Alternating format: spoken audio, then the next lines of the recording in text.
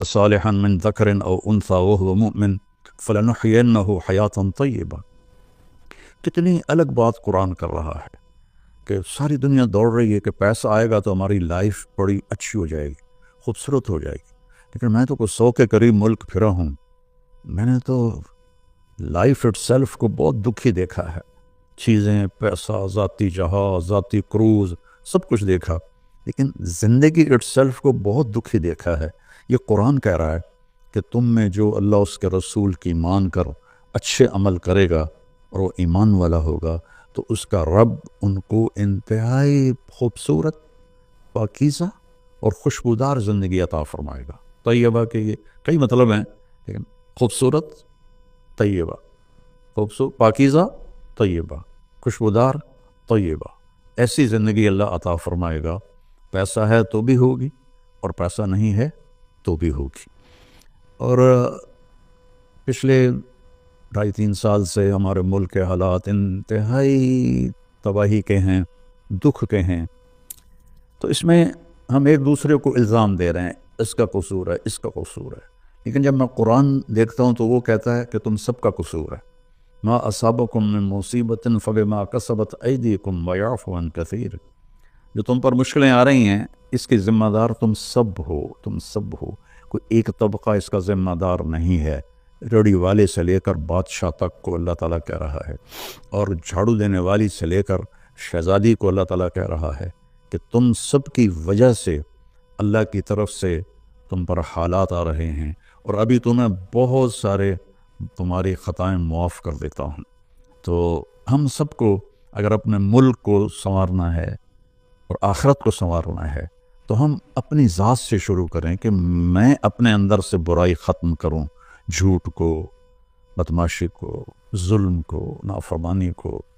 2 گناہ ایسے ہیں جن کی سزا دنیا میں شروع ہو جاتی ہے، موت کے بعد وہ الگ ہے.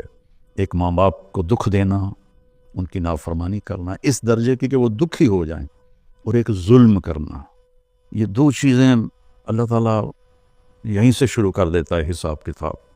تو ہم سب مل کر اپنے ملک کو ظلم سے پاک کریں، جھوٹ سے پاک کریں، دغا بازی، فریب سے پاک کریں، بد کرداری سے پاک کریں، اور جو بہت زیادہ بے حیائی ہے اس سے پاک کریں، اور اپنے اللہ کی بارگاہ میں جھک کر توبہ کریں، معافی مانگیں.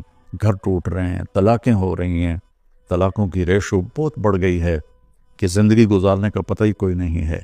تو میرے عزیزو، اللہ کی بارگاہ میں ایک دفعہ توبہ کرنا سب گناہوں کو صاف کر دیتا ہے. پھر ایک اور حدیث یاد آ گئی.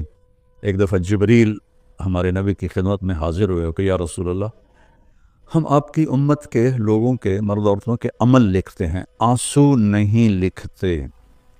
سبحان اللہ. آپ نے فرمایا کیوں؟ آنسو بھی تو ایک عمل ہے. کہا وہ اتنا لمبا چوڑا عمل بن جاتا ہے کہ ندامت کا، شرمندگی کا ایک آنسو جو مکھی کے سر کے برابر آنکھ میں تیر جائے، وہ جہنم کے آگ کے سمندر بجھا دیتا ہے. تو جو رو رہی ہے یا رو رہا ہے اس کو ہم فرشتے نہیں جمع کر سکتے. اس کے لیے میرے اللہ کا الگ پیمانہ ہے جو میرا رب خود اس کو کیلکولیٹ کر کے قیامت دن کہے گا میرا بندہ، میری بندی، یہ تیرے ندامت کے آنسو، یہ تیرے دکھ کے آنسو، حتیٰ کہ خوشی کے آنسوں پر بھی اللہ خوش ہو کے اجر دیتا ہے. تو ہم اللہ کی بارگاہ میں توبہ کریں اور اس کی بارگاہ میں جھک کر اللہ سے مانگیں کہ یا اللہ، چونکہ زمین آسمان پر بادشاہی تو اللہ کی ہے، یہاں حکم تو اللہ کا چلتا ہے، ڈنڈے کا نہیں چلتا، اللہ کا چلتا ہے. اور اللہ جب خیر کا ارادہ کرتا ہے تو إِن يَمْسَسْكَ اللَّهُ بِضُرٍّ فَلَا كَاشِفَ لَهُ إِلَّا هُوَ.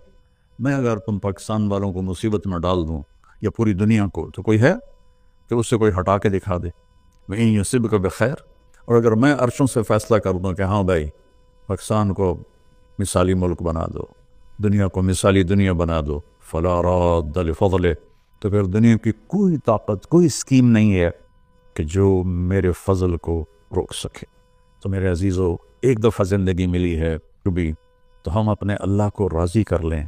ایک اللہ کو ماننا یہ سب سے بڑی عبادت، لا الہ الا اللہ، کہ اللہ ایک ہے، اس کے سوا کوئی مدد والا، عبادت کے قابل، مدد کے قابل کوئی بھی نہیں ہے سوائے اللہ کے.